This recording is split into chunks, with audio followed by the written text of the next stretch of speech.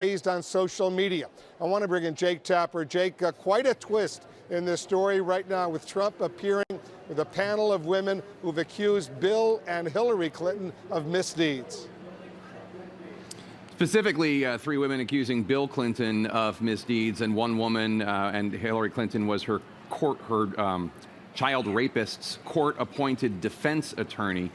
So not quite the same thing. She was doing what our court system requires. But yes, I imagine Mr. Trump will be trying to make a big deal out of this, if not during the debate, then after the debate. Of course, let's step back and look at the bigger picture here. Donald Trump, even before this tape from Access Hollywood came out on Friday, was not doing well.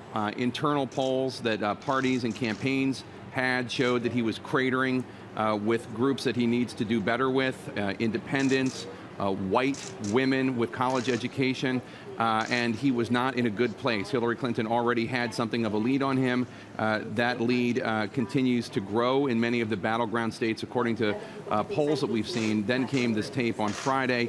The question for Donald Trump is not really who is he appearing with in these pre-debate events in order to maybe get inside Hillary Clinton's head, rattle her a little bit or whatever.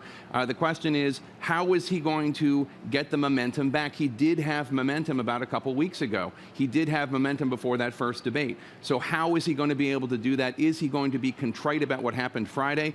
From this appearance that we just saw, it doesn't appear that contrition is foremost on his mind. Wolf? It certainly does not. Dana Bash is here as well. Dana, I don't know how this latest development, the shocking development, he invites these women who have accused Bill Clinton of sexual misdeeds. He invites them here to sit in this auditorium, has a little photo op with them before. I don't know how that's going to play with his apology that's supposed to be coming forward. Well, he's going to try to do both. He's going to try to show the Republicans that he is contrite. By all accounts, he's going to at least I don't know if he's going to say the words, "I'm sorry," but he's going to try to get there. But at the same time, show that he's fighting back. Let's be clear on what this just was. This was a political stunt, kind of the nth degree. And it is vintage Donald Trump in that he is a master of the media. He understands the media, and he understands moments and how to make moments.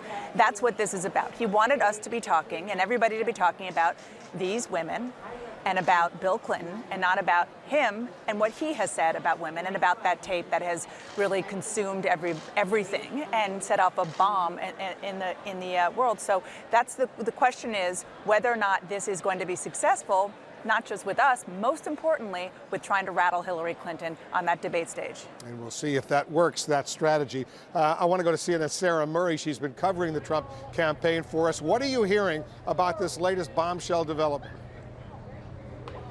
Wolf, advisors are telling me Dana is absolutely right. This is what Donald Trump does when he's under attack. Not only does he hit back, but he tries to change the conversation. And tonight, by pulling this stunt, that means that we are talking about Bill Clinton. We are talking about his past accusers. We're talking about Hillary Clinton's role in all of that, rather than talking about the tape that just came out where Donald Trump was using sexually aggressive language. Of course, it is very risky if he tries to do this on the debate stage. It could potentially backfire on him.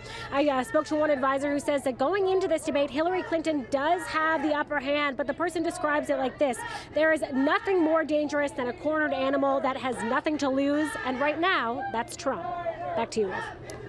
All right, Sarah, thank you. Jeff Zeleny, I understand you're getting a statement from the Clinton campaign, the reaction. What are you learning?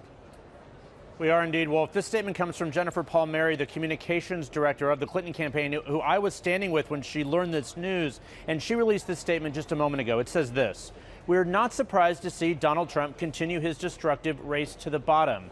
Hillary Clinton understands the opportunity in this town hall is to talk to voters on stage and in the audience about the issues that matter to them, and this stunt doesn't change that.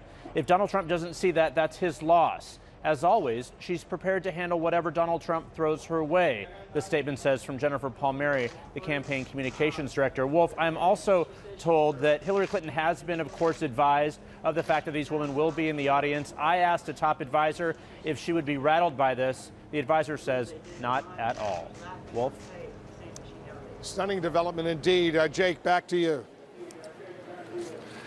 Thanks, Wolf. Appreciate it. I'm here with my panel. Let's talk about this. But before we do, I want to, CNN just recently hired Andrew Kaczynski and his K-File team, which has been really fantastic at finding all sorts of interesting and relevant information from the history of Donald Trump, the history of Hillary Clinton. They're the ones who found that super predator tape. They're the one of Hillary Clinton using the term. They're the ones that found Donald Trump on Howard Stern saying that he did support the war in Iraq in 2002. Do we have the tape available of the K-File? I was told.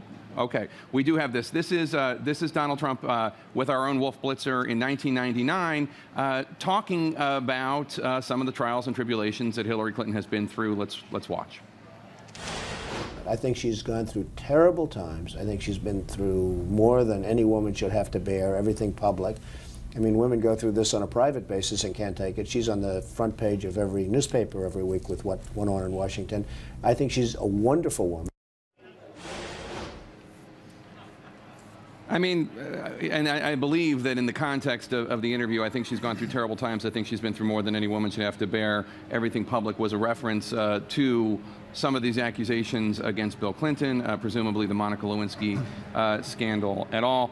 As well, I assume that Hillary Clinton, being somebody who likes to dive into Oppo, likes to know about an opponent, might know about this and might say something about this, Jeffrey. Might say, well, I recognize that this is your position now, but in 1999, when it came to my personal life, you expressed sympathy for me. I believe that where we are tonight was ignited when she, earlier in this campaign, called Donald Trump a sexist and went after him.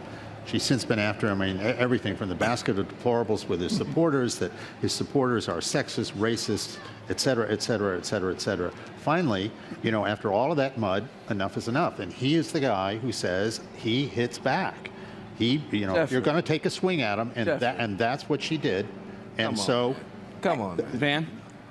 Wait, first of all, you're saying that it started when she talked about his sexism.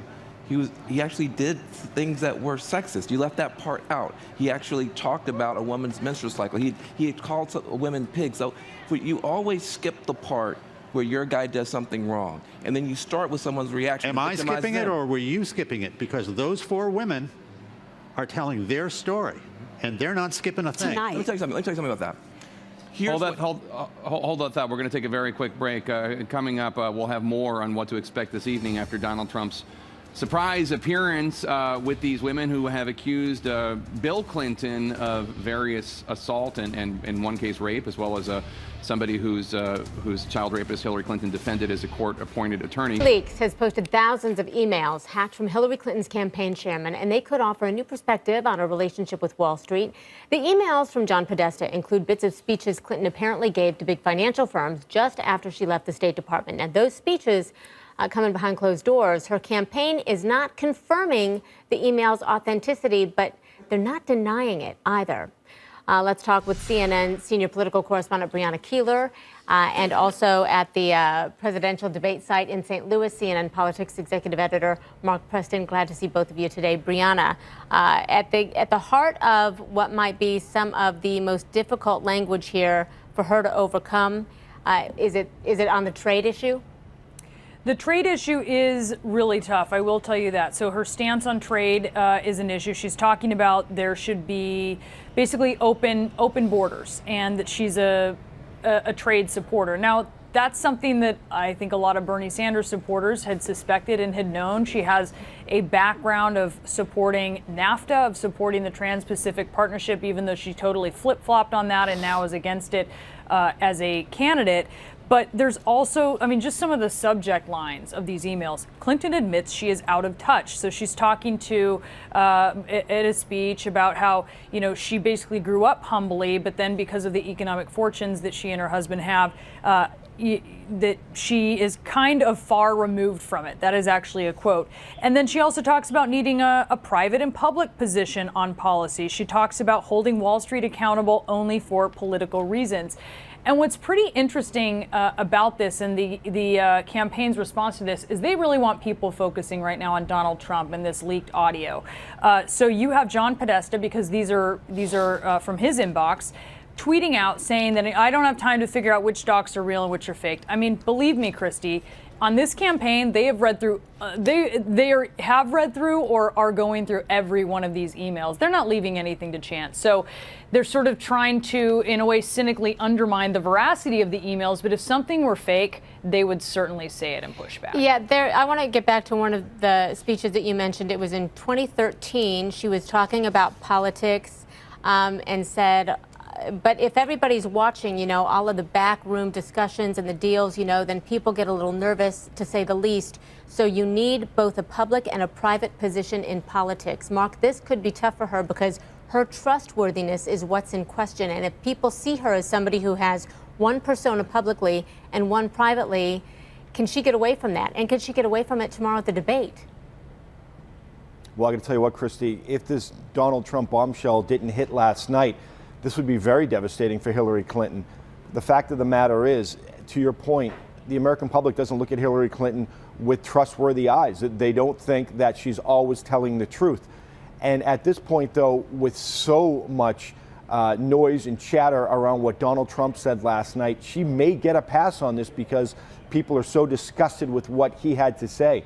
What else is interesting, too, about WikiLeaks is that they said they have 50,000 more emails. They only released a smidgen. There was about 2,000 emails that they released last night. And let's assume that these emails are valid, that they're true. And as Brianna said, they haven't disavowed them at this point. We don't know what else could come out of there.